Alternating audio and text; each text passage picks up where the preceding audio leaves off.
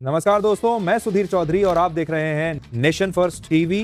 दुनिया के नक्शे पर एक नया अध्याय लिखा जा रहा है और उस कहानी के केंद्र में है भारत। अब भारत सिर्फ दर्शक नहीं बल्कि निर्णायक बन चुका है। आज जो कदम दिल्ली ने बढ़ाया है उसका असर वॉशिंगटन से लेकर मॉस्को तक सुनाई दे रहा है। आज का दिन इंटरनेशनल और डिफेंस दोनों मोर्चों पर बेहद अहम रहा। अमेरिका ने एक ऐसा कदम उठाया जिसने मध्य पूर्व की राजनीति में हलचल मचा दी है। व्हाइट हाउस ने अपने एयरक्राफ्ट कैरियर को गाजा के समुद्री इलाके के पास तैनात कर दिया है, यानी अब बातचीत नहीं, एक्शन शुरू हो चुका है। लेकिन दोस्तों, असली कहानी यहीं से दिलचस्प होती है। जब दुनिया हथियारों की राजनीति में उलझी थी, भारत ने कूटनीति के मैदान में अपने पत्ते कुछ इस तरह फेंके कि सब चौंक गए। संयुक्त राष्ट्र में भारत ने साफ कहा, हम किसी के दबाव में नहीं बल्कि न्याय और शांति के साथ खड़े हैं। दोस्तों, हम आपके लिए देश दुनिया से जुड़ी कई अहम खबरें लाते हैं जिसे इकट्ठा करने में हमें काफी समय लगता है। तो इस देश के प्रति ईमानदारी निभाते हुए इस वीडियो को लाइक और चैनल को सब्सक्राइब करना आपका दायित्व बनता है, जिससे आप देश की नीतियों और विश्व की महाशक्तियों के बारे में जान सके। अब भारत का हर बयान वैश्विक राजनीति की दिशा तय कर रहा है। रूस से लेकर अमेरिका तक हर ताकत समझ चुकी है कि भारत अब थर्ड पार्टी नहीं बल्कि थर्ड पावर है। तुर्की की एक गलती ने उसे मुश्किल में डाल दिया और उसी चूक को भारत ने अवसर में बदल दिया। अमेरिका ने इंजन देने से तुर्की को मना किया और उसी वक्त भारत को उसका चौथा फाइटर इंजन सौंप दिया गया। यानी अब अमेरिका भारत को सिर्फ बाजार नहीं बल्कि भरोसेमंद पार्टनर मान रहा है। संयुक्त राष्ट्र में जयशंकर की गूंज, रूस के साथ बढ़ती नजदीकियां और क्वाड की नई रणनीति, ये सब इशारा कर रहे हैं कि भारत अब फॉलोअर नहीं बल्कि लीडर बन चुका है। वहीं पाकिस्तान एक बार फिर अपने ही कदमों में उलझ गया है।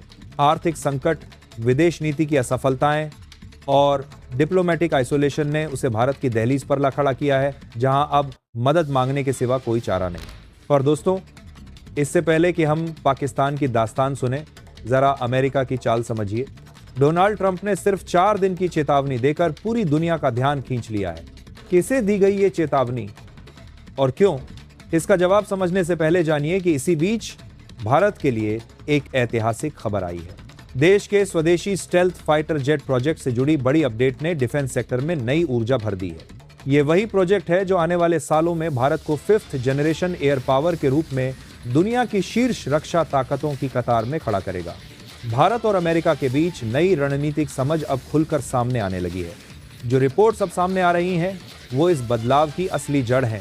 दरअसल तुर्की के हालिया फैसलों से वॉशिंगटन असहज हुआ और भारत ने उसी मौके को हथिया लिया। अब तकनीकी सहयोग से लेकर रक्षा निवेश तक भारत और अमेरिका के बीच रिश्तों में नई गर्माहट दिख रही है। जहां तुर्की को इंजन सप्लाई से वंचित किया गया, वहीं भारत के लिए दरवाजे तेजी से खुलने लगे हैं। साल 2021 में भारत ने अमेरिकी कंपनी जनरल इलेक्ट्रिक के साथ 99 फाइटर इंजनों की डील साइन की थी। ये वही इंजन है जो भारत के स्वदेशी तेजस फाइटर जेट में लग रहे हैं। मेक इन इंडिया मिशन के तहत ये डिलीवरी भारत की रक्षा ताकत को नई उड़ान दे रही है। अब चौथे इंजन की डिलीवरी ने साफ कर दिया है, भारत और अमेरिका का डिफेंस सहयोग अब सिर्फ कागजों पर नहीं, जमीन पर दिख रहा है। पहले जहां जीए की सप्लाई 1.5 साल पीछे चल रही थी, अब तुर्की को इंजन न देने के बाद भारत के लिए डिलीवरी शेड्यूल तेज कर दिया गया है। कंपनी का दावा है कि अब हर महीने 2 इंजन भारत भेजे जाएंगे, यानी भारत का स्वदेशी फाइटर जेट प्रोग्राम अब टॉप गियर में है। दूसरी तरफ न्यूयॉर्क में संयुक्त राष्ट्र महासभा का सत्र समाप्त हो चुका है। यहां विदेश मंत्री एस जयशंकर ने भारत की कूटनीतिक शक्ति का प्रदर्शन किया। 50 से ज्यादा देशों के विदेश मंत्रियों से मुलाकात और मल्टीलैटरल मीटिंग्स में भारत ने वो संदेश दिया जिसकी गूंज अभी तक न्यूयॉर्क की गलियों में सुनाई दे रही है। जयशंकर का यह संदेश साफ था, भारत संतुलन की राजनीति करता है, झुकने की नहीं। यूएन जनरल असेंबली का यह सत्र कई मायनों में अलग रहा। हर साल की तरह इस बार क्वाड ग्रुप की बैठक नहीं हुई, यानी भारत, अमेरिका, जापान और ऑस्ट्रेलिया के विदेश मंत्री एक साथ नहीं दिखे। कूटनीतिक हलकों में यही सवाल गूंज रहा है, क्या यह सिर्फ शेड्यूलिंग इशू है या कोई नई रणनीतिक चाल? जो भी हो, भारत का रुख अब पहले से कहीं ज्यादा स्पष्ट और प्रभावशाली दिख रहा है। और अब रूस की तरफ बढ़ते हैं। रूसी राष्ट्रपति व्लादिमीर पुतिन दिसंबर में भारत दौरे पर आने वाले हैं। 5 और 6 दिसंबर 2 दिन का दौरा तय है। इस दौरान रक्षा, ऊर्जा और रणनीतिक सहयोग पर कई बड़े समझौते होने की उम्मीद है।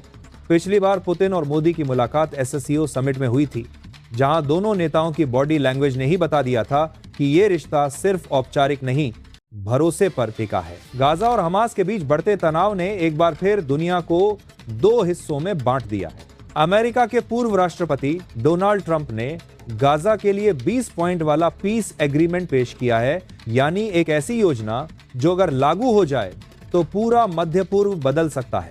लेकिन अब तक हमास और गाजा के जिहादी ग्रुप्स ने इस समझौते पर हामी नहीं भरी है। ट्रंप प्रशासन ने उन्हें सिर्फ 4 दिन का वक्त दिया है। या तो मानो या नतीजे भुगतो। ये चेतावनी बताती है कि अब वॉशिंगटन बातों से नहीं, एक्शन से जवाब देना चाहता है। मगर इसी बीच भारत ने संतुलन और शांति का संदेश दिया है। भारत ने साफ कहा वह न तो गाजा में और न ही यूक्रेन में अपनी सेना भेजेगा जब तक यह मिशन संयुक्त राष्ट्र के दायरे में न हो। हम लड़ाई नहीं, न्याय चाहते हैं। अगर कोई मिशन मानवता के नाम पर होगा तो भारत साथ खड़ा रहेगा। यानी भारत अब मिलिट्री पावर नहीं बल्कि मोरल पावर के रूप में उभर रहा है। जहां दूसरे देश हथियारों से ताकत दिखाते हैं, भारत अपने मूल्यों से भरोसा जीतता है। इस बयान ने UN में भारत की छवि को और मजबूत किया।